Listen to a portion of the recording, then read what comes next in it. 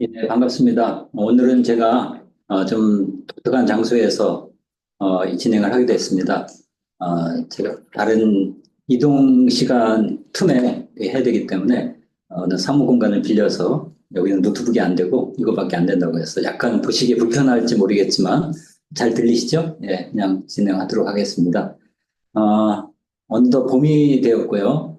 다음 주면 4월입니다. 지난주 화요일만 해도 아주 폭설이 내려서 추웠는데, 일주일 좀 지난 오늘 20도가 넘고, 어, 머지않아 여름이 되겠다는 그런 예감이 듭니다. 산불도 우리를 심란하게 하고, 또 전국도 여전히 어지럽습니다. 여러분은 봄이 되면 어떤 변화를 경험하십니까? 사회적으로는 또 어떤 변화가 있을까요? 봄이 돼서 좋은 것도 많지만 안 좋은 것 중에 하나가 자살이 늘어난다는 겁니다. 여러분이 유튜브, 인터넷 검색해 보시면 아시겠지만 자살이 3월부터 갑자기 늘어요. 그리고 4월, 5월까지 그 높은 수준이 유지가 됩니다. 왜 봄이 되면 사람들이 더 우울증이 많아지고 자살이 늘어날까?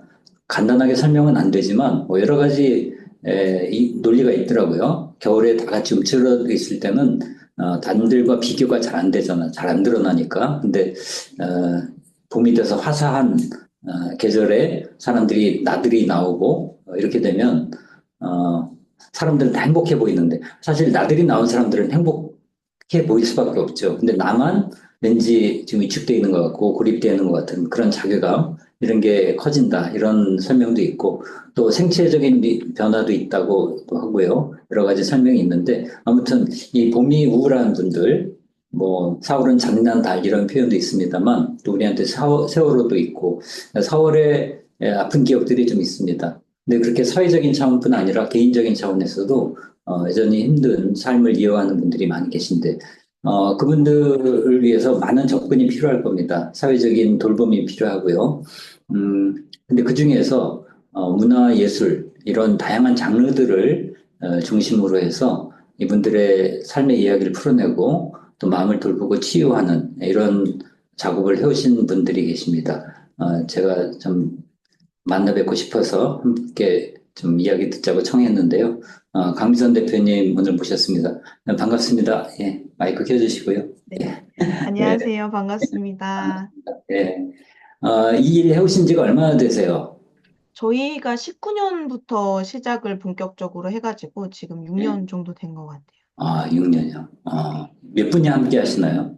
저 포함해서 저희는 직원은 한 명 있고요. 네. 저희는 프로젝트 단위로 움직이다 보니까 네. 프로젝트를 할 때마다 그 네. 이슈에 관심 있는 친구들이 같이 모여서 활동을 해서 네, 정규직이 아닌 프리랜서로 활동하시는 분까지 하면 10분, 11분 정도 됩니다. 굉장히 새로운 도전의 실험을 하시네요. 그, 전에는 어떤 일을 하셨어요? 그러면. 저는 되게 많은 일을 했어요. 제가 공연 예술을 전공을 대학교 때 해서 졸업하고는 대학로에서 연기 생활을 아, 짧게 했고요. 네. 연기를 하다가 돈을 못 버니까 돈 버는 일을 좀 해봐야 되겠다. 그래서 전공을 살려서 기획 일을 한번 해봐야지 해서 네. 웹 서비스 개발 회사에 들어가서 기획 일도 하고 네. 또 잠깐의 고리분든 생활을 겪은 후에는 이제 제 삶의 가치관에 따라서 좀 움직여 보자 해가지고 그다음부터는 NGO 단체에서도 일하고 재단법인에서도 일하고 또 사회적 기업에서도 일하면서 다양한 사람들을 만나고 이야기들을 확산하는 일들을 되게 많이 했어요. 그래서 다닌 회사들이 꽤 많네요. 제가 세어보니. 우리 분도 당사자라서 또 이렇게 어느 부분에서는 금방 연결되는 부분이 있을 것 같고요. 네네. 예, 삶과 일이 이렇게 녹아든 모습이라서 더 기대가 큽니다.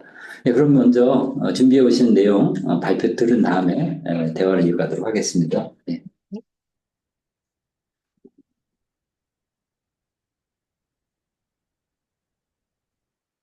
화면이 잘 보이실까요? 네, 잘 보입니다. 예. 네. 저희는 이파리북스라는 회사고요. 예술을 통해서 마음이 건강한 사회를 만들기 위해서 활동을 하고 있습니다. 저희는 문턱 없는 웰니스 솔루션을 만들고 있다라고 설명을 드리는데요. 누구든지 쉽게 자신의 상태에 맞춘 멘탈 헬스케어 서비스를 이용할 수 있도록 온오프라인 또 앱, 뭐 제품들을 통해서 다양한 솔루션들을 만들어 가고 있습니다. 2019년도에 시작을 했고요. 지난해 5월에 사회적 기업 인증을 받게 됐습니다. 저희가 함께하고 있는 제품들은 예술 기반 사회적 처방 온오프라인 워크숍을 개발을 하고 운영을 하고 있고요. 또 멘탈 헬스케어 버티컬 커머스 플랫폼 50Hz를 만들어서 데일리 케어를 할 수 있는 앱 서비스를 또 개발을 해서 작년에 오픈을 하게 됐고요. 또 사회적 스토리 IP 개발이라고 해서 특정한 문제를 겪고 있는 사람들하고 같이 사회적인 문제를 발견하고 이걸 또 OSMU 컨텐츠로 제작하는 일도 하고 있고, 또 저널 테라피 워크북을 개발해서 저희 워크숍이나 온라인이나 이런 것들을 이용하지 못하시는 분들이 또 집에서 간편하게 또 자기 돌봄할 수 있는 이 워크북을 개발을 하고 있습니다. 굉장히 많은 일을 하고 있는데요. 하나하나 설명을 드리자면, 기본은 예술 기반 사회적 처방 프로그램이라고 하는 거를 기본으로 하고 있어요. 사회적 처방이라고 하면 영국에서 먼저 시작된 마음 돌봄 치유 방법이라고 보시면 되는데, 약물 치료하고 비약물적 치료, 그 사이에 있는 커뮤니티를 중심으로 한 치료 방법이라고 보시면 됩니다. 개인의 건강과 삶의 질을 향상시키는 것을 목표로 하는데, 저희는 이 개념을 예술이라는 또 문화예술이라는 것을 활용해가지고 함께 하고 있습니다. 다양한 예술을 기반으로 한 커리큘럼을 만들어서 저희는 이 커리큘럼을 가지고 대상군에 맞춰서 워크숍 프로그램을 맞춤형해서 개발을 해요. 어떠한 상태, 그리고 어떠한 상황에 놓여져 있는지에 대해서 좀 여러 가지 장르를 합해서 워크숍을 만들어 가고 있습니다. 이파리북스는 예술을 기반으로 활동을 하는데 이걸 통해서 아티스트들이랑 같이 자신의 생각을 작품에 담아내고 그리고 나에 대해서 사유하는 방법들을 같이 공부하는 워크숍이라고 보시면 되고 이 워크숍을 통해 자기 이해도를 향상시키고 자아 존중감을 발달하고 회복 탄력성을 강화하는 걸 목표로 하고 있습니다. 지금 이런 식으로 워크숍들이 진행이 되는데, 최근에는 청년 공간들, 청년 센터들이 저희하고 같이 프로그램을 많이 하고, 또 기업의 워크숍으로도 저희 프로그램을 많이 활용을 하고 계세요. 이파리북스는 처음 시작했던 저의 소셜 개념도를 설명을 드리면, 사회 소수 그룹이 아티스트와 같이 자신의 이야기를 담아내는 그 앞서 설명한 워크숍 과정을 거치면서 정서적으로, 심리적으로 안정을 찾고 자립할 수 있도록 지원을 하고요. 당사자들의 이야기를 가지고 만든 예술 콘텐츠를 대중한테 공유하면서 그들에 대한 사회 인식을 개선하고 편견을 완화하는 일을 해봐야 되겠다 하고 시작해서 열심히 활동을 하고 있는 상태입니다. 저희가 했던 것 중에는 12명의 청년 자살 생존자들이랑 같이 했던 프로젝트 메리골드의 꽃말을 안아요라는 프로젝트가 있어요. 12명의 청년 자살 생존자들하고 같이 연기 기반 그리고 글쓰기 기반의 워크숍을 하고 사진을 찍어서 전시를 하고 그 전시장에서 이런 퍼포먼스 극도 올리고 낭독 공연도 하고 또 결과로 책을 발매를 해가지고 사람들한테 이제 청년 자살 시도했던 친구들에 대한 인식을 완화하는 프로젝트였고요. 이 왼쪽에 보이는 그림은 이주 여성들, 결혼 이주 여성들하고 같이 영화를 만들었던 프로젝트. 또 오른쪽에 있는 사진은 암 경험하셨던 분들이랑 같이 암 경험자에 대한 인식 개선을 위해서 패션쇼를 하고 또 화보 달력을 만들어서 이제 암 센터에다가 보냈던 프로젝트입니다. 또 중도입국 청소년들하고 같이 춤을 통해서 소통하는 것들에 대한 걸 알리기 위해서 넘버블 댄스 뮤지컬을 만들고 다큐멘터리 영화를 제작하고 또 청소년들에 대한 이야기를 기본으로 한 디퓨저 제품을 만들어서 판매하기도 했습니다. 2022년도부터는 탈가정 청년에 대한 이슈를 다루고 있는데요. 탈가정 청년들의 심리정서적 안정과 자립을 지원하는 워크숍 프로그램을 꾸준히 열고 또 커뮤니티를 열어서 친구들하고 같이 활동하고 그들이 느슨한 관계를 맺을 수 있도록 사회와 떨어지지 않도록 하는 활동들을 하고 있고 이 문제를 사회 의제화하기 위해서 다양한 방식으로 컬러키움도 하고 설문조사도 하고 또 공연, 저희가 잘하는 문화예술 공연으로 이슈를 알리고 또 있습니다. 시간이 되신다면 이 QR을 찍어서 들어가시면 저희 청년들이 만들어낸 작품들을 또 보실 수가 있습니다. 잠깐 이따 넘어갈까요? 저널 테라피 워크북이란 것도 동시에 만들고 있는데요. 오늘 마음의 감정들을 직면하고 정리하는 노트, 그리고 내가 진짜 좋아하는 게 뭔지를 찾을 수 있는 취향 보고서 노트, 그리고 내가 생각하는 내 삶의 주제들을 찾아서 조금 더 깊이 있게 사유해서 글을 쓸 수 있게 하는 노트, 이런 것들도 개발하고 있고, 지난해에 오픈했던 52Hz라는 멘탈 헬스케어 앱 서비스인데요. 요거는 데일리로 자기 감정을 기록하고 자기의 감정의 변화를 수치로 직접 눈으로 보면서 아, 내가 진짜 이러한 변화를 겪고 있구나를 파악할 수도 있고 그 변화된 수치에 따라서 맞춤형으로 본인한테 맞는 일상의 치유 방법들을 전달해주는 앱도 개발을 하고 있습니다. 이파리북스의 이름이 사실 좀 특이해서 사람들이 제일 많이 물어보곤 하시는데요. 이파리북스는 숫자로 이파리이고 요걸 읽다 보시면 떠오르는 단어가 나뭇잎의 이파리를 떠올리실 수 있을 거예요. 이파리 하나하나가 모여서 잎이 무성한 나무가 만들어지면 사람들은 그 울창한 숲에 들어가서 저마다의 방식으로 쉼의 시간을 보낸다고 저는 생각을 하거든요. 어떤 사람은 걷기도 하고, 어떤 사람은 산책하기도, 어떤 사람은 나무를 앉아서 쉬기도, 또 나무에 오르기도 하면서 자신만의 방식으로 쉼을 얻어가는 것처럼 저희는 사람들의 이야기를 이렇게 울창한 숲처럼 이야기 숲을 만들어서 사람들이 사람들의 이야기로 치유받고 또 서로 치유하면서 각자의 방식으로 힐링을 얻어갔으면 좋겠다라고 해서 이름을 이파리라고 짓게 되었습니다. 저희는 이런 회사입니다. 예, 고맙습니다. 어, 이파리라는 말을 많이 들어봤어도 그걸 숫자로 써볼 생각은 한 번도 안 해봤네요. 숫자로 써놓으니까 좀 다르게 다가옵니다. 어, 숫자 그 자체는 의미가 없고 그냥 발음만 똑같은 건가요? 맞습니다. 처음에는 이파리라는 그냥 한글 이름으로 할까 하다가 우리나라에는 또 글자를 읽지 못하시는 분들도 음, 계시잖아요. 예, 그러면 예. 우리 회사를 모르겠구나 음, 싶어가지고 음, 재미삼아 그렇게 또 배려할까 싶어서 숫자로 예. 표현을 하게 됐습니다. 숫자가 나와서 더 여쭙는데 52는 뭐예요? 52Hz. 네. 52Hz라는 게 네. 52Hz라는 고래의 이야기가 있어요.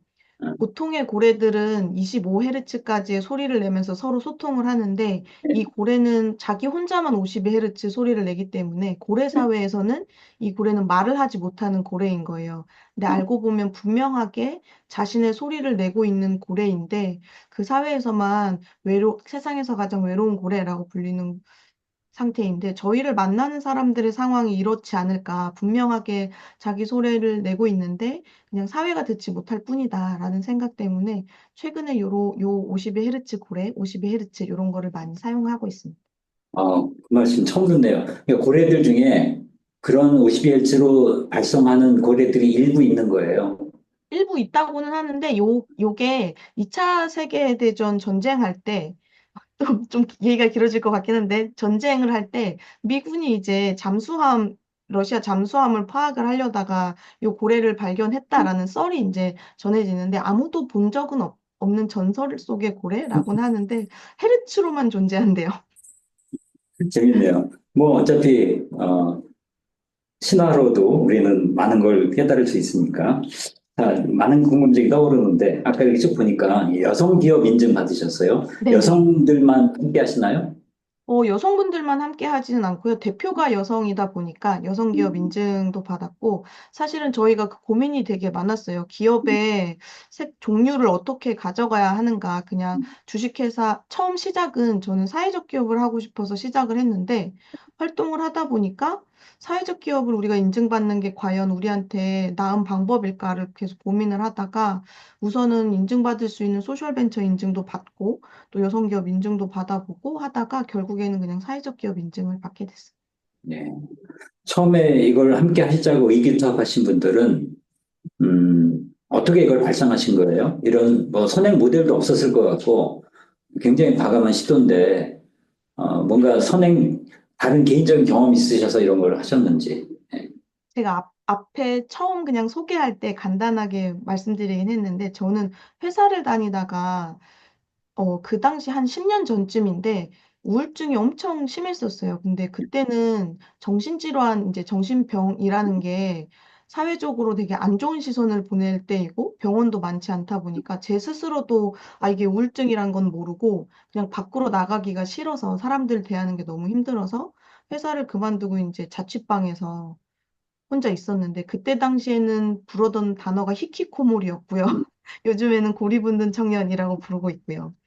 그러면서 이제 그 안에서 되게 세상하고 단절돼서 지내다 보니까 그냥 이게 사는 의미를 잃어버리고 그냥 제가 존재하지 않아도 세상은 돌아간다는 생각 때문에 자살 시도도 여러 차례 있기도 했고요.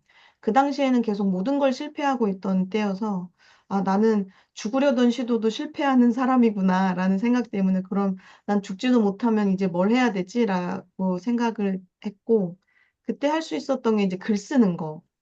그리고 책 읽는 거, 자취방이 좁으니까 할 수 있는 게 그거밖에 없더라고요. 그래서 그걸 막 하다가 이제 어떠한 친구의 연락을 받고 밖으로 나가게 됐는데 그때부터 이제 저의 상태를 제 스스로 아, 이게 지금 위험한 상태구나를 알고 병원을 다니기 시작했는데 그러면서 했던 활동 중에 하나가 아, 내가 글쓰기를 통해서 다시 밖으로 나왔던 것처럼 사람들한테 내가 할 수 있는 걸로 좀 일을 한번 해보자라고 해서 그냥 근처에 있던 작은 도서관에 가서 그 재능 기부 봉사활동을 했어요. 거기 오는 청소년들이랑 이제 글쓰기 하면서 자기 표현하는 봉사활동을 했는데 거기에서 만났던 친구가 학교폭력 피해자였던 청소년이었거든요. 중학교 때 피해를 받고 고등학생이 되었는데도 아직도 그 기억 때문에 관계를 어려워하는 친구였어요. 그 친구랑 막 글을 쓰기를 하다가 그 친구가 쓴 글이 너무 좋더라고요. 아프기도 하고 그래서 이걸 나만 보면 안 되겠다 해서 포스트잇에다가 그 친구가 쓴 문장들을 막 적어서 그 가해 학생이 다닌다는 학교 골목에다가 이제 매일 붙이면서 도서관에 가고 떨어져 있으면 다시 붙이면서 다시 집으로 가고 했던 활동들을 하다가 그게 한 일주일 열흘 정도 됐던 것 같아요. 그 후에 그 가해 학생이 그걸 봤나 봐요. 이제 자기 이름은 없었지만 본인은 알겠죠. 그 친구가 도서관으로 찾아와서 그 피해 학생과 만나보고 싶다라고 얘기를 하는 거예요.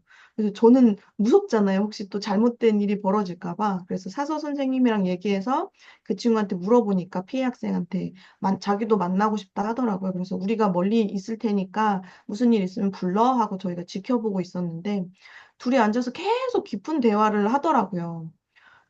그리고 나서 이제 서로 인사하고 헤어지는데 자기 이제야 속이 후련해졌대요. 왜 그렇게 된 것 같아? 라고 물어봤더니 그 문제가 있었을 때 이 친구가 그때 자기한테 사과를 했으면 더 좋았을 것 같은데 그때는 부모님하고 선생님이 자꾸 둘을 떨어뜨려 놓기만 했던 거예요. 예. 그래서 사건의 문제 당사자들이 서로 이야기할 시간이 없었고 서로 소통할 시간이 없었다. 그래서 이 친구가 계속 골마 있었구나를 알고 아, 그럼 이런 식으로 문제를 겪고 있는 사람들끼리 한번 소통하는 거를 한번 해보면 좋겠다.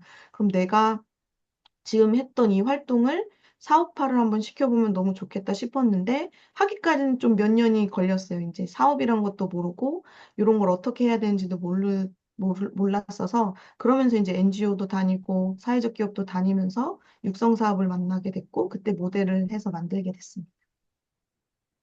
착한 이야기인데 무슨 드라마를 보는 것 같은 그 영상들이 스쳐 지나갑니다.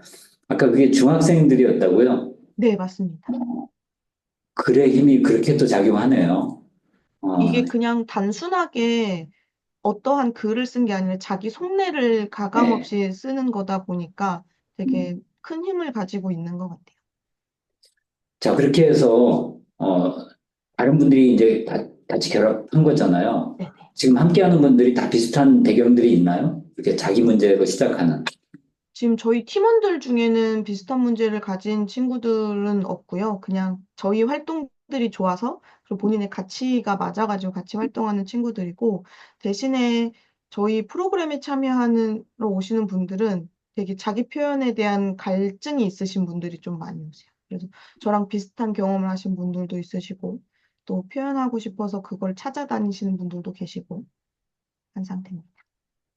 지금 이렇게 아까 52Hz처럼 목소리가 안 들리는 분들이라는 게 사회적으로 그만큼 고립되어 있다는 거잖아요. 이분들이 어떻게 여기 접속하게 되죠? 먼저 다가오기 어렵잖아요. 그럼 찾아가나요? 저희도 그게 조금 신기한데요. 저희는 어떠한 프로젝트를 열고 나서 그 당사자들의 이야기가 되게 중요해서 당사자를 찾는 게 되게 힘들 거야라고 처음 기획 단계에서 생각을 했거든요.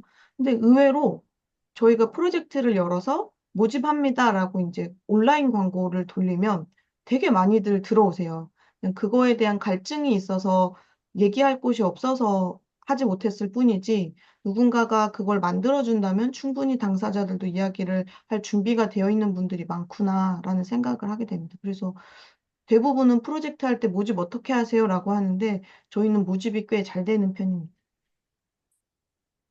그 누군가가 말을 걸고 손을 내밀어 주길 기다리는 분들이 꽤 있었다는 거네요. 그럼 네, 처음에 맞습니다. 아까 이제 뭐 이주 여성부터 해서 뭐 자립 청년 쭉 있는데 처음에는 어떤 분들이 모집 대상이었다고 할까? 뭐 어떤 분들이었죠?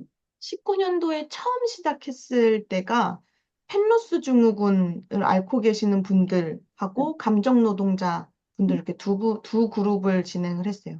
펜로스 증후군 앓고 계신 분들에 대한 프로젝트를 했던 이유는 제가 키우고 있던 강아지도 나이가 좀 있던 터라서 이 친구가 떠나면 나는 또다시 우울에 빠지지 않을까? 그때 10년 전에 나로 다시 돌아가지 않을까라는 겁이 좀 있었는데 그때 알게 된 사회 문제가 펜로스 증후군에 대한 이야기였어서 한번 담아보자였고요.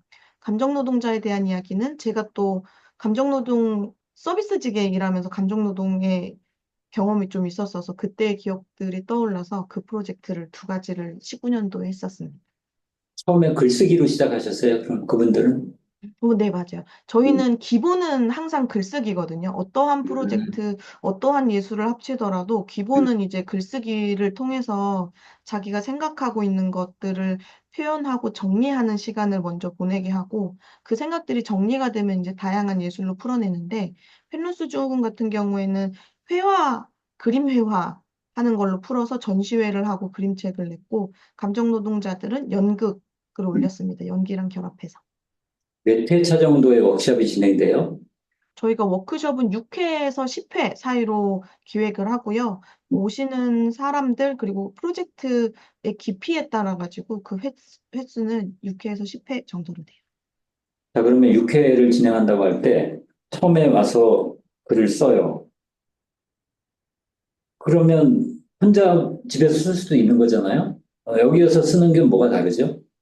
사실 와서 처음에 글을 쓴다기보다는 이게 단계적으로 살짝 접근을 하는데요.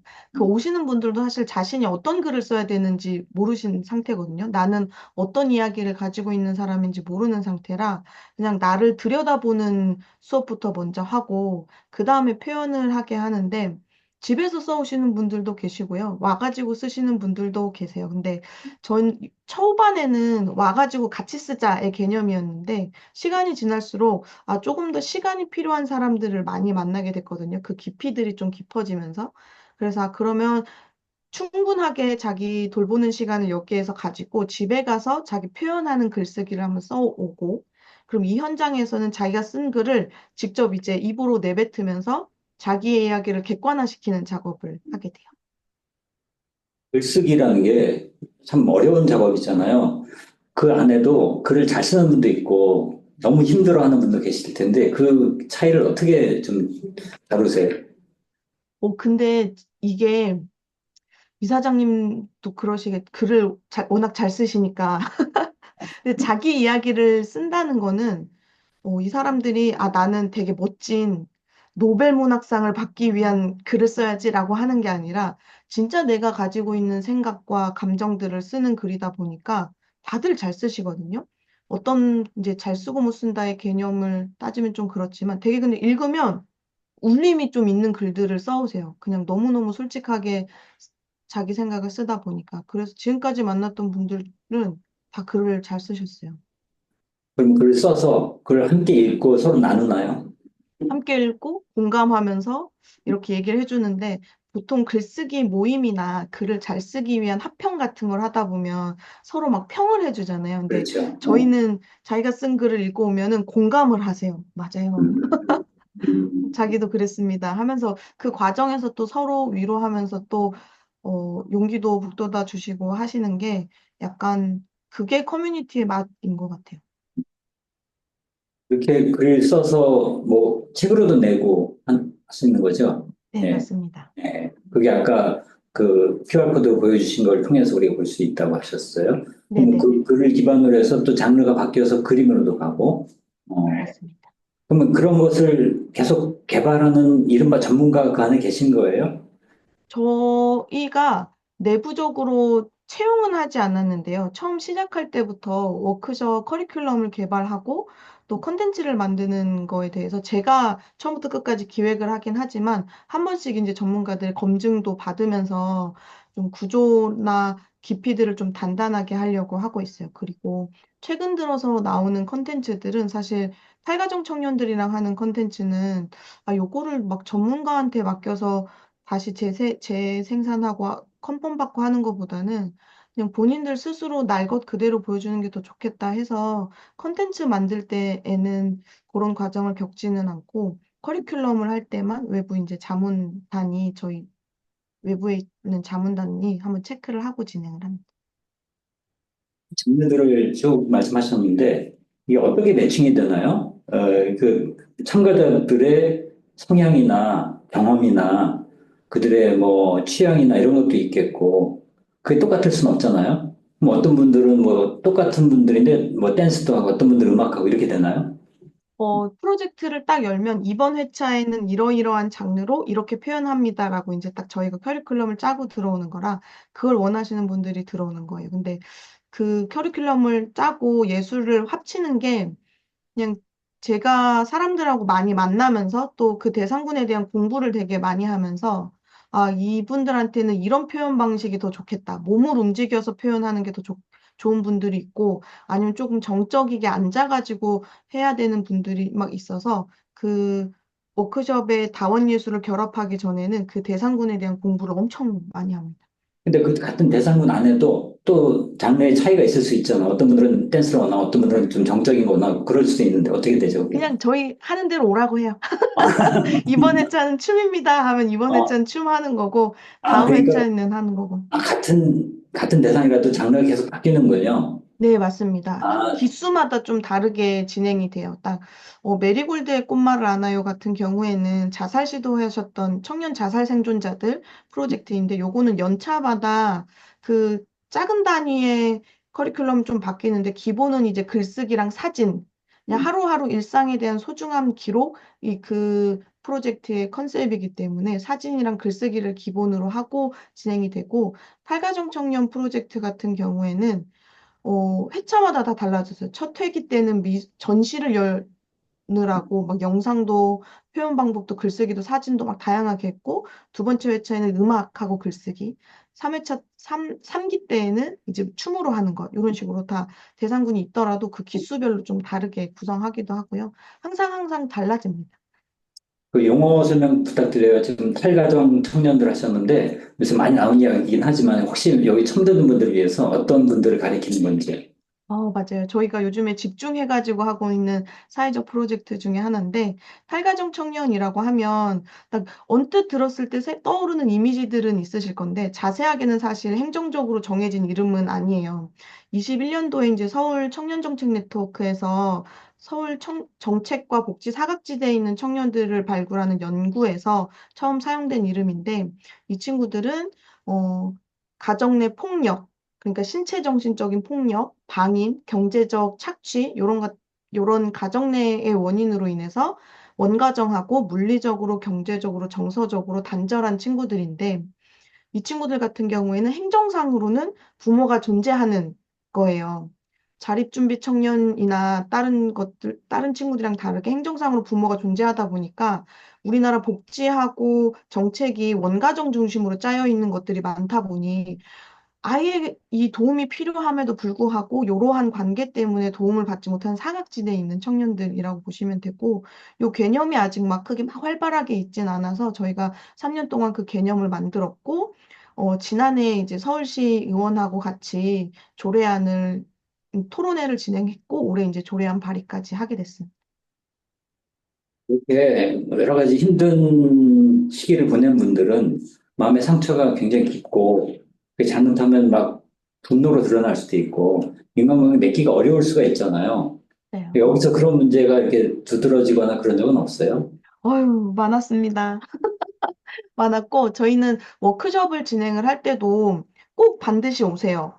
꼭 출석 안 하시면은 중간에 잘립니다. 이런 걸 안 하거든요. 저희 과정 자체가 자기가 지금 생각하고 있는 것, 지금 드러내고 싶은 감정들을 드러내는 거다 보니까 되게 강하게 자기 감정을 드러내다가 워크숍에서 이탈하시는 분들도 계시고, 그러다가 또 본인이 또 계속 돌아보면서 다시, 아, 내가 다시 오겠습니다 하고 다시 들어오는 경우도 있고, 그런 감정 표현들이 되게 격하게도 오는데 누구를 해하는 감정 표현들은 없어요. 그냥 자기 내면하고 싸우는 정도? 근데 그게 표현 방법이 잘못돼서 이제 남들이 봤었을 때 부담스러울 정도지 누군가를 해하는 감정들은 없어서 이게 워크숍을 진행할 때도 이탈했다가 돌아오고 그러면 또 다시 관계가 좋아지고 또 저희가 하는 프로젝트 단위로 할 때는 서로 간에 알잖아요, 사연들을. 아, 나랑 비슷한 사람들이 모여 있다 보니까 그걸 다 이해해주는 분위기로 흘러가더라고요. 그래서 저희 하는 것들이 커뮤니티 중심의 이 방법들이 그런 게 되게 좋은 것 같아요. 서로 지지해주고 응원해줄 수 있는 것들. 근데 처음 만나는 분들한테 자기의 그 아픈 이야기를 스스럼 없이 할 수 있을 만큼 안전한 공간이 형성이 되나 보죠? 저희가 추구하는 목표가 딱 그겁니다. 우리 안에서는 지금 이 시간에서 나오는 이야기들은 되게 안전하게 보장이 된다라는 거를 우선 얘기를 하고요. 그 안에 첫 회차부터 막 꺼내지는 못하지만 점점 이제 본인 스스로가 안전하게 느끼도록 분위기를 되게 좋게 만들어요. 저희 워크숍이 마음이 힘들고 뭔가 아픈 상처를 가지고 오시는 분들이라고 해서 무겁거나 막 어둡거나 그러진 않고 되게 밝고 명랑한 편입니다. 그 자살 생존자가 아무래도 지금 이렇게 쭉 말씀하신 분들 중에 가장 바닥을 이렇게 쳤다고 할까? 힘든 고통을 통과하신 분들인데 그분들이 야, 이렇게 음, 자기 안에서 생명의 힘을 다시 튀어내는구나 하는 걸 보시면서 놀란 적도 있으실 것 같아요. 몇 가지 이렇게 떠오르는 에피소드 같은 거 있으면 또 알려주세요. 맞아요. 일단 자살 생존자는 저의 가장 가까운 이야기이기도 해가지고 그 프로젝트에 대한 애정이 꽤 큰 편인데 첫 회차에 참여했던 친구 중에 어렸을 때부터 소아우울증부터 시작돼서 계속 성인이 될 때까지 우울증을 앓았던 친구가 있거든요. 그 친구가 워크숍이 시작되기 2주 전에도 입원을 했었대요. 여기 오기 전에 너무 긴장이 돼서 아, 너무 불안증이 너무 심해서 입원을 잠깐 했다가 워크숍 참여하기 위해서 온 거예요.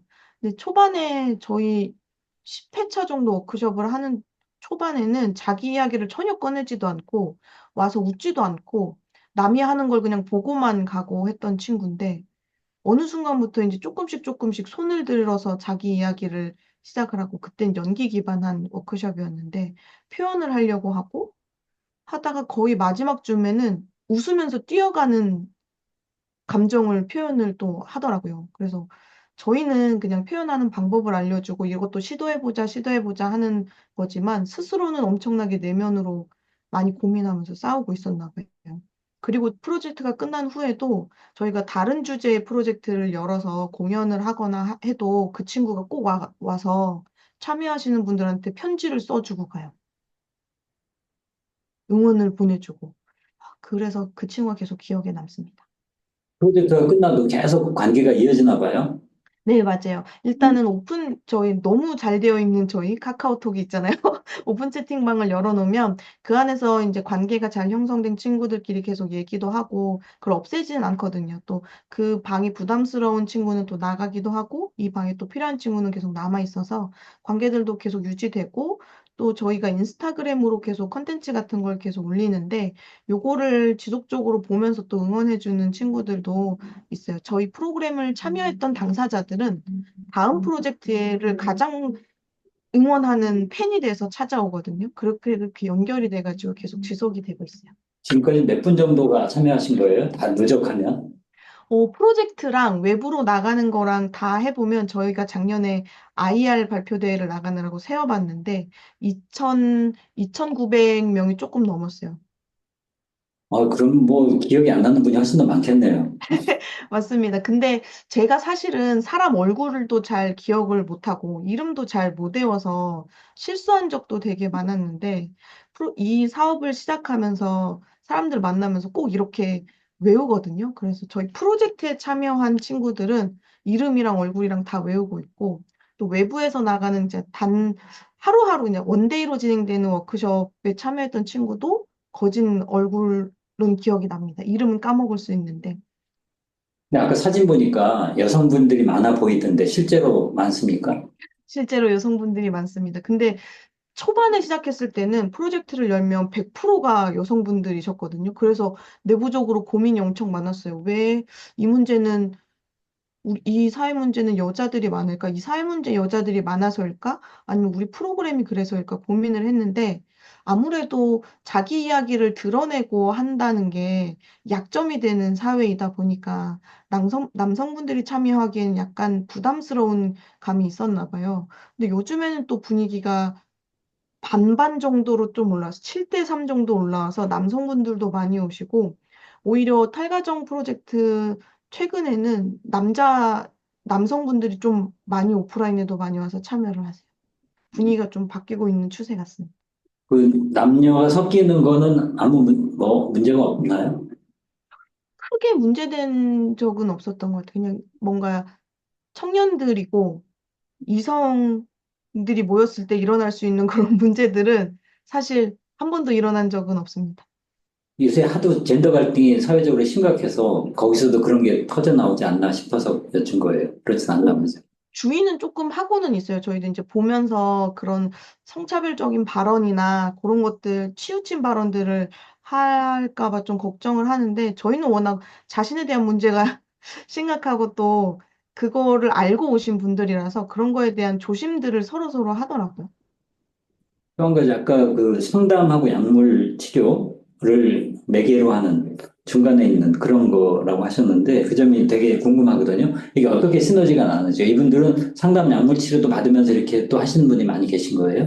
맞습니다. 저희 오시는 분들의 대부분이 약물 치료, 이제 병원 다니면서 약물 치료하고 상담 치료도 받으시는데, 저희가 이 프로그램 다양한 웰니스 솔루션을 만듭니다라고 했던 이유가, 국내, 해외, 미국이나 유럽 같은 경우에는 정신 서비스, 정신질환을, 멘탈 헬스 케어 서비스들이 되게 다양한 종류들이 많아서 자기 상태에 맞춰서 그거를 선택할 수 있는 선택권이 있는데, 우리나라는 약물 치료가 너무나 크고 그 다음이 상담 비율이라서 약물이나 상담 아니면 자기를 돌볼 수 있는 멘탈 헬스 케어 서비스가 너무 적은 거예요. 그래서 저의 생각으로는 저도 그랬지만 되게 이 멘탈 헬스 케어는 다양하게 많은 방법으로 접근을 해서 같이 해야지 치유가 가능한 방법이라고 생각을 해서 저희 오시는 분들한테도 병원 가는 거 겁내하지 말고 이게 메인이 아니면 되니까 병원 가는 거 겁내하지 말고 병원도 가보고 상담도 받아보고 우리 같은 프로그램도 참여하고 제품도 써보고 하면서 너한테 맞는 걸 꼭 찾으라라고 권유하는 편이에요. 하시면서 그래도 이제 좋아서 하는 일이지만 어려움에 부딪힐 때도 있잖아요. 어떤 게 제일 힘드시대요? 가장 힘들 때는 사실 제가 힘든 일이 굉장히 많거든요. 항상 힘들고 항상 프로젝트 진행할 때마다 감정을 너무 제가 많이 쓰니까 제 감정 소모가 너무 심해가지고 그걸로 지치곤 하는데 또 지나고 나면 그걸 까먹어요. 그래서 인터뷰할 때마다 막 힘들었던 일이 뭔가요? 라고 물어보면 그때 당시에는 분명히 힘들었는데 아, 이걸 지금 힘들다고 말할 정도인가라고 하면 아닌 경우가 되게 많아요. 근데 매번 힘든 일은 항상 있었습니다. 친구들의 감정을 제가 받아들이지 못할 때가 가장 힘든 경우인 것 같고 일이 많아서 힘든 경우는 사실 없고 저희가 감정을 드러내고 감정을 받고 하는 일이다 보니까 그 큰 감정을 제가 받지 못하는 사람일 때 좀 힘들어하는 것 같아요. 일종의 감정 노동일 수도 있겠고. 네. 맞습니다. 여기 사전 질문에도 있어요. 이게 대표님의 심신 건강 비법, 뭔가 충전하셔야 되잖아요. 어떻게 하시나요? 이게 고갈될 수가 있잖아요, 장같은. 맞아요, 맞아요. 언젠가는 너무 고갈돼가지고, 아, 진짜 이 일을 그만둬야 되겠다 생각했을 때도 있었는데, 일을 안 하면은 저는 되게 심각한 우울에 빠지는 사람이거든요. 번아웃도 일을 안 했을 때 오히려 오는 것 같고, 그래서 일을 그만두는 거 말고 다른 방법을 찾아보자 해서 저는 기획하는 걸 되게 좋아해서 어렸을 때부터 기획자가 되고 싶었어요. 그래서 공연 기획도 들어갔던 거고, 그래서 제가 지금 하고 있는 우리 사업의 기획이 아니라 다른 일의 기획을 한번 해보자. 그래서 남의 사업 기획을 도와줍니다. 아예 아, 전혀 다른 기획. 그럼 뭔가 전환이 일어나요? 네, 그렇게 하면? 맞아요. 뇌를 항상 저의 쓰는 뇌만 쓰다가 남의 사업을 기획을 해주면 그때 다른 뇌가 써지는 것 같아요. 그냥 실제로 그런지는 모르겠지만 뭔가 환기도 되고 기분 전환도 되고 남의 사업을 기획해주면서 리프레시를 하는 편이에요. 지금 정말 놀랍네요. 그냥 쉬는 게 아니라 또 다른 일을 하셔서 굉장한 생산성을 올리시는 그런 타입이라서 걱정합니다. 뭐 어떤 기획이든 다 하세요? 그건 아니, 어떤 분야에 좀 더 특화된 기획이실 것 같아요. 저는 사실 다 하는데요. 요즘에는 근데 모든 게 복합해서 할 수 있는 게 마케팅이잖아요. 그래서 그냥 마케팅 관련한 온오프라인으로 프로모션 하는 기획이나 아니면 컨텐츠 기획이나 공연 기획, 출판 기획 이런 거 다 하는 편인데 제가 좋아하는 건 사실 공연 기획이에요. 정말 다재다능하시네요. 출판까지. 그 컨설팅에서 따로 하나 차리셔야 되겠어요. 질문이 지금 들어온 게 몇 가지가 있는데, 두 분이 어떻게 만나셨을지, 여기서 두 분이라는 게 아까 말씀하신 분 같아요. 저하고 이사장님 아닐까요? 저도 그 사전 질문 그 받아보고. 얘기예요? 네, 오늘 처음 만났는데, 우리 둘은. 맞아요. 예. 그, 참여자들의 변화, 아까 말씀드렸고, 어, 그 이제 아주 실제적인 얘기 하나. 수익 모델은 어떻게 돼요? 저희가 가장 수익이거든요. 저는 사실 B2C를 잘 못해요. 고객한테 1대1로 무언가를 파는 걸 잘 못하는데, 가령 저희가 노트를 만들었잖아요. 그래서 노트를 판매를 해야 되는데, 종류가 3개가 있으면, 그걸 가지고 이제 어떤 걸 쓸까 고객이 고민하고 있으면, 고민하든지 하나를 사가시거든요. 고민하던 모습이 좀 마음에 남아가지고, 나머지 2권을 서비스로 주고 있는 거예요. 그래서 저희 직원이 절대 어디 가서 뭐 팔지 말라고. 그래서 B2C를 못하니까 저는 B2B, B2G로 지금 수익을 잡고 있고요. 아까 4개의 사업군 중에 가장 많이 수익을 내는 게 워크숍 판매인데, 어, 청년 센터들에서 다 회차에 워크숍을 기획을 해서 판매를 한다거나, 의뢰가 들어오거나, 그리고 이제 구청에서 요즘에 예를 들면 고립분들 관련된 사업들이 많이 이제 필요로 하잖아요. 그럼 그걸 기획해서 용역을 얻는다거나 하는 식으로 수익을 얻고, B가 이제 B2B, B2G로 이게 가장 큰 수익 모델인 것 같아요. 하루에 몇 시간 일을 하세요? 그 정도 다 하시려면 잠 못 주무실 것 같은데. 저 잘 때는 푹 자고요. 요즘에는 좀 일이 많아져가지고 9시에 출근해서 10시쯤 퇴근을 하거든요. 그러면 이제 집에 가서 잠깐 어, 돌봄하는 시간을 보내고 잠은 6시간을 꼭 자려고 하고 있습니다. 6시간 많이 주무시는 거 아닌데. 부족한데, 그 나이에. 아직 주말에는 쉬시고요. 주말에 최근 캠핑도 시작을 해서 혼자 그렇게 잘 다니고 있습니다. 앞으로 이렇게 새로, 어, 확장하고 싶은 영역이 있어요? 대상이든 장르든. 대상은 요즘에 올해 새로 시작한 대상군이 저희가 그냥 만든 개념인데요. 회색 청년, 회색 중년의 개념을 좀 도입을 했어요. 저희가 계속 그죠? 회색 회색 중년, 김면이 이것도 뭐예요? 만들어낸 말이어가지고 저희가 부르기 위해서 만든 이름이라서 이게 뭐냐면 최근에 그냥 만나고 있는 사업들을 보면 고립운동 청년 사업이 굉장히 많아졌더라고요.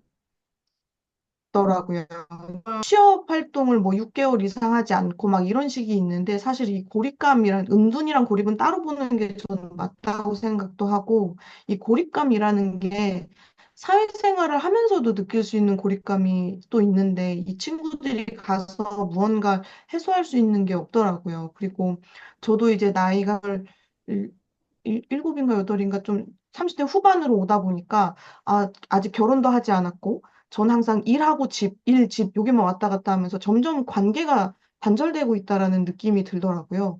그럼 나와 같은 사람들은 어디에서 이거를 풀고 있지라고 찾아봤더니 풀지 못하는 경우가 되게 많은 분들이 있는 것 같아서 이번에 그 사업을 시작을 하게 됐습니다. 회색 중년, 회색 청년에 대한 개념. 그리고 또 하나 크게 하는 게 로컬 지역 사업에 대한 또 관심도가 높아져가지고 로컬 사업도 조금 준비를 하고 있습니다. 어, 그 지금 회색 포함해서 고립된 분들이 점점 늘어나는 추세인데 본인 대표님도 그런 당사자이시기도 했고, 좀 막연한 질문인데요. 이렇게 고립에 빠지고 완전히 이제 은둔까지 가버리는 분들의 여러 가지 경우가 있겠지만, 왜 그렇게 삶이 이렇게 좀, 어, 자기 생각대로 안 풀리고, 그렇게 고립되는 공통점이 있나요? 그런 패턴에. 사실 너무 다양한 사례가 있어서 제가 감히 말씀드리기는 조금 그렇긴 하지만 그냥 저의 경우와 제가 만났던 사람들의 경우를 돌아보면 고립감을 느낀 후에 완전 고립이 되고 그다음에 은둔까지 이어질 때는 그 단계에 분명히 해결할 수 있는 지점들이 있는데 그 지점을 해결하지 못하고 이제 넘어가서 완전 은둔까지 가는 경우가 많은 것 같아요. 그 단계라는 게 그 지점 그 단계라는 게 관심인 것 같거든요. 그냥 사회에서 이러한 당사자를 바라보는 그 관심 그리고 내가 나의 상태를 바라보고 있는 그 관심의 단계들이 조금 있을 텐데, 그때 돌봄을 해주면 완전하게 이렇게 아래로 아래로 떨어지지 않을 텐데, 그거를 놓치는 것, 그 놓치는 이유 중에 하나는 바빠서겠죠. 너무 바쁘게, 주변 사람들이 네, 너무 바쁘게 세상이 돌아가는 것 같아요. 저도 그렇지만, 너무 바쁘게, 자기도 바쁘고, 남들도 바쁘다 보니, 나도 못 돌보고, 남도 못 돌보는 그런 분위기 탓이 아닐까 싶습니다. 그런 게 또 있더라고요. 이렇게 저분이 분명히 힘들어하는 것 같아. 근데 떻게 도와줘야 될지 모르겠어. 맞아요. 난 좋은 뜻으로 했는데 오히려 상처가 돼. 뭐 그런 거 말 한마디 건넬 때도 괜찮아? 이런 말 하지 말라고 하거든요. 괜찮지 않아도 괜찮냐고 물어봐. 답하기도 맞아요. 어떻게 지내? 그러면 뭐 근데 그러지 말고 뭐 어제 읽은 거는 언제든지 필요하면 연락해. 뭐 이렇게 하는 게 훨씬 낫다고 하는데 어때요? 본인의 그런 경험도 있고 또 많은 분들 만나셨을 때 그들은 아직 건강하다고 할까? 아직 힘이 있는 분들이 그런 분들을 보게 됐을 때 어떻게 나가야 되는지 뭐 그런 팁을 주신다면. 이게 되게 신기한 게 시기마다 그 솔루션이 다 다르잖아요. 언젠가는 막 그렇게 괜찮다고 말해주세요라고 하고 지금은 또 말하지 말라 그러고 막 되게 다른데 저의 경우를 돌아봐 보고 또 제가 친구들한테 하고 제가 저희 참여하시는 분들한테 하는 방법은 제가 은둔을 나올 수 있었던 가장 큰 이유는 저한테 보험을 권유하려고 매일매일 전화를 했던 친구의 문자 때문이었거든요. 대학을 졸업하고 그 친구는 보험이라는 일을 선택을 해서 저한테 매일매일 이제 뭐 하냐, 지금 뭐 어떻게 되냐, 막 이렇게 연락을 했는데 저 상태를 모르고 보험을 팔기 위해서 만나고 싶어서 계속 연락을 한 건데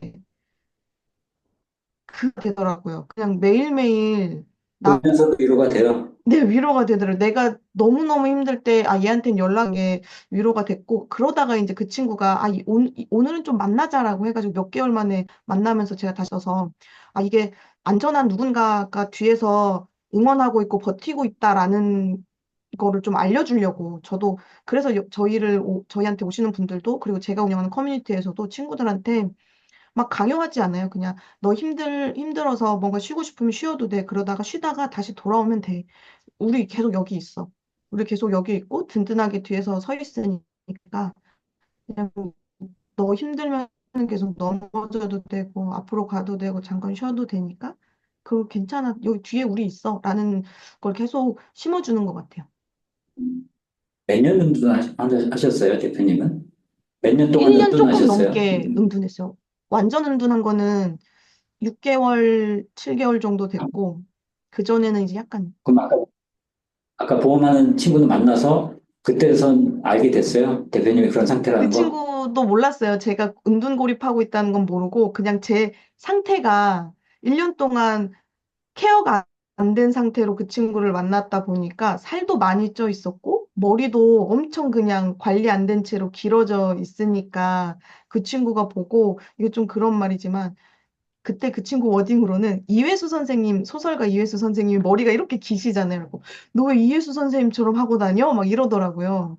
그때 이제 그 친구는 그때도 저는 뭐, 저가 고립하고 있다는 건 몰랐고 그냥 제 스스로가 제가 알았어요. 그때 저 스스로도 몰랐거든요. 난 은둔이다 이걸 몰랐는데 제 스스로 그 모습을 그 친구가 말해주니까 아, 내가 지금 이런 상태구나. 나를 안 돌보고 있구나. 그때 알았죠. 거울도 그때 처음 봤어요. 그 친구가 머리가 그렇다고 해서 미용실을 갔는데 미용실 앞에 앉았더니 거울이 크게 있잖아요. 근데 막 못 보겠는 거예요. 저 스스로를 막 그래서 계속 머리 자르는데도 눈을 막 이렇게 내려깔고 있고 그러다 이제 다 됐다 그래서 이렇게 딱 보는데 그때 이제 저를 딱 마주하게 됐죠. 그분은 보험을 위해서 만났지만 그런 상태인 거 알고 계속 이렇게 도움을 주셨나 봐요, 친구분이. 어, 상태인 거 알고 도움 준 것 같지는 않고 지속적으로 보험을 보험 검열을 위해서였던 것 같아요. 도움 결국 그래서 되셨어요? 하나 들었습니다. 아, 그렇게 또 의도하지 않은 좋은 일도 일어나네요. 재밌어요. 자, 이제 거의 끝나갈 시간인데 질문 혹시 제가 소화 못했으면 올려주세요. 채팅창에 올려주시고요. 음, 예술적 경험이 없는 분들에게 어떤 경험을 준비하시나요? 지금 예술적 경험이 없으면 힘들어할 수도 있겠다 이런 질문도 있었어요. 아까 말씀하신 것 연결될 수도 있는데 어떨까요? 나 예술을 완전 젬병이야 이런 분들 있잖아요. 네. 보통 어떻게 저희가 하시죠? 10명을 뽑는다고 하면 그 중에 한둘은 막 이런 표현하는 데 경험이 있으신 분들이고 나머지는 거진 처음이신 분들이거든요. 근데 전 예술이 대단한 게 아니라는 걸 그 친구들한테 계속 말을 해줘요. 예술이란 단어가 가지고 있는 게 뭔가 예술은 정말 예술 같잖아요. 예술이란 단어가 가지는 그 뭔가에 다가갈 수 없는 벽이 느껴지는데 제가 그냥 자기 삶 자체를 솔직하게 표현하는 것, 나타내는 것, 그것이 예술이라고 생각을 해서 친구들랑 계속 막 우리는 지금 예술이기보다는 그냥 지금 생각나는 걸 해봐. 지금 당장 할 수 있는 걸 한번 해보자. 이런 식으로 접근을 예술이란 말을 하고 잘 안 있어요. 쓰시겠네요. 그분들한테. 네, 잘 안 써요. 이런 자리에서 저희 걸 설명하기 위해서 이렇게 쓰기는 하는데 그냥 음. 표현해보자. 이렇게 쓰고 있습니다. 예술 그러면 여전히 우리한테는 하나의 전문적인 프로드만 하는 것, 나는 구경만 이렇게 되니까 또 맞아요. 교육에도 문제가 있을 것 같아요. 이제 원래 대학에서 연극 전공하신 거잖아요. 예술가의 길을 네. 쭉 걸으시려 했던 거고. 근데 어떻게 예술 교육이 바뀌어야 될까? 이런 경험을 통해서 학교 교육까지 좀 아울러서 말씀하세요. 제가 말해도 되는지 모르겠는 엄청난 질문이긴 한데, 그냥 계속 예술이란 게 잘다라고 학교에서 가르치잖아요. 그림도 잘 그려준단 말이죠. 근데 예술은 잘하려고 하는 게 아닌 학문인 거를 계속 알려주면 너무 좋을 것 같아요. 그냥 예술이란 건 그냥 표현하는 것. 이라고 저는 계속 생각을 해서 생각하고 표현하기. 그래서 계속 깊이 있게 자기를 생각하는 방법을 알려주고 표현하는 거를 접근하면 좋겠다라는 생각을 가지고 맞아요. 있어요. 저도 초등학교 때 미술 시간에 뭐 이렇게 그렸는데 굉장히 안 좋은 피드백을 받은 다음부터 여태까지 뭐 그릴 생각을 못 해요. 그게 굉장히 맞아요. 강하게 작용해요. 음악 시간에 이렇게 불렀는데 선생님이 너무 이렇게 노래를 빳빳하게 확 또 길을 죽이시는 거야. 그다음부터 또 자신감이 잃었는데 잘할 필요가 없다는 게 굉장히 좋은 메시지가 되는 것 같아요. 그럼에도 불구하고 또 연기자로서도 사셨잖아요. 네. 그렇게 연극적인 에, 탤런트를 갖고 계신 게 이 일을 하시는데 어떤 또 도움이 됐나요? 일을 하면서 제가 생각했던 거는 연기를 잘하는 사람은 아니었지만 되게 여러 사람을 관찰하는 수업을 좀 들었었거든요. 그래서 사람들을 관찰하는 것들을 되게 많이 그때 연습을 했었는데 지금도 막 이렇게 관찰이라는 게 막 이렇게 훔쳐보고 이런 게 아니라 아 그냥 이 사람의 표현 방식과 말하는 방식과 왜 저렇게 되었을까? 지금 마음이 이랬을 때 저렇게 표현하는 걸까? 막 이런 것들을 계속 관찰하는 것 같아요. 그때 배웠던 스킬들을 지금 사람들을 만나고 대하는데 많이 사용을 해먹고 있는 것 같습니다. 지금 이유마 교수님 저희 지인 친한 분이신데 예술의 개념을 발견과 표현의 문제라고 하시면서 깊이 공감한다. 잘해야 한다는 것은 경쟁 사회가 낳은 강박이다. 예. 문학을 하시는 분 입장에서 매일 강단에서 고민하시는 걸 똑같이 지금 올려주셔서 도움이 많이 되고 있습니다. 음, 자, 이제 여러 가지 하실 일이 많이 있어요. 근데 일하시면서, 우리 사회가 이렇게 좀 바뀌었으면 좋겠다. 너무 큰 얘기를 마지막에 질문 드리는지 모르겠습니다만, 이런 게 아쉽다. 이런 게 좀 필요하다. 그 정책적인 것도 있고요. 사람들 인식도 있고요. 어떤 뭐, 조직의 문화도 여러 가지가 있을 텐데, 뭐, 그 중에 어떤 거라도, 우리 일 범위를 벗어나서, 이런 분들 만나보니까 세상이 좀 이렇게 바뀌어야 되면 더 좋겠다. 이런 게 있으면 어떤 거죠?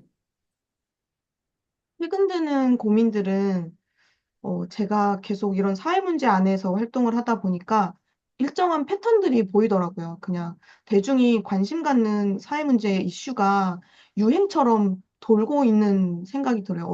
어쩔 때는 지금은 고리분둔 청년 와 유행이어서 여기저기서 사업을 하고 또 어떨 땐 자립준비 청년이 유행이니까 또 여기저기서 사업을 하고 그러다 보니 대중들이 받아들였을 때도 계속 뭔가 이슈가 막 새롭게 오는데 와 했다 해결되지 못한 상태로 사라지고 해결되지 못한 상태로 사라지는 느낌이라서 그래서 저희가 계속 다루려고 하는 주제는 다른 기관에서 하지 않는 주제들을 우리는 또 꼭 다뤄야 되겠다라는 기조를 가지고 활동을 하거든요. 그래서 되게 다양한 분야에 관심을 가져줬으면 좋겠는데 또 우리가 모든 문제들을 관심 가질 수는 없잖아요. 그렇다 보니 나를 중심으로 이루어지는 문제들에 관심을 더 깊이 가졌으면 좋겠어요. 그냥 사회가 말하는 문제에 관심도 중요하지만 가장 가까이에 있는 나를 둘러싸고 있는 문제들부터 스스로 그걸 관심 가지고 해결하기 시작하면은 조금씩 조금씩 이게 더 넓혀 나가지는 것 같다라는 생각을 가지고 있어서 되게 큰 이슈들이 유행되는 게 너무 안타까운 마음이 들고 있습니다.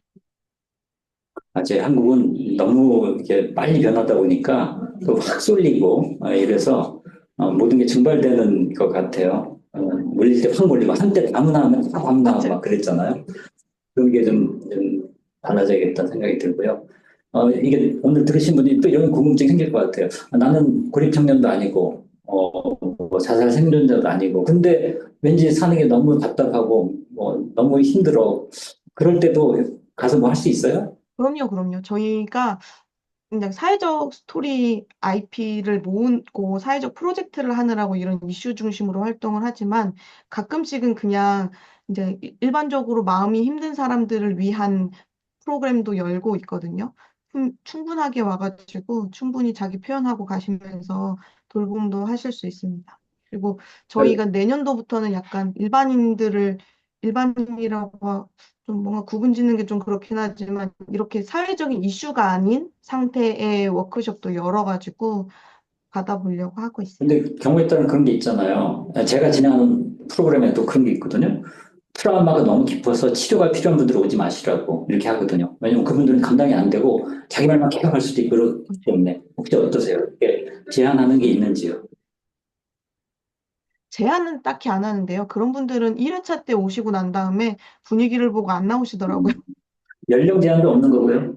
네, 맞습니다. 저희는 지금 청년이라고 해가지고 다루곤 있지만, 어, 나이로 그걸 구분 짓기에는 우리 사회는 너무 각자의 라이프 스타일로 패턴으로 가고 있다는 생각이 들어요. 마흔이 넘어서도 자기 진로를 고민하는 분들이 계실 수 있으니까 자기 마음을 항상 돌보고.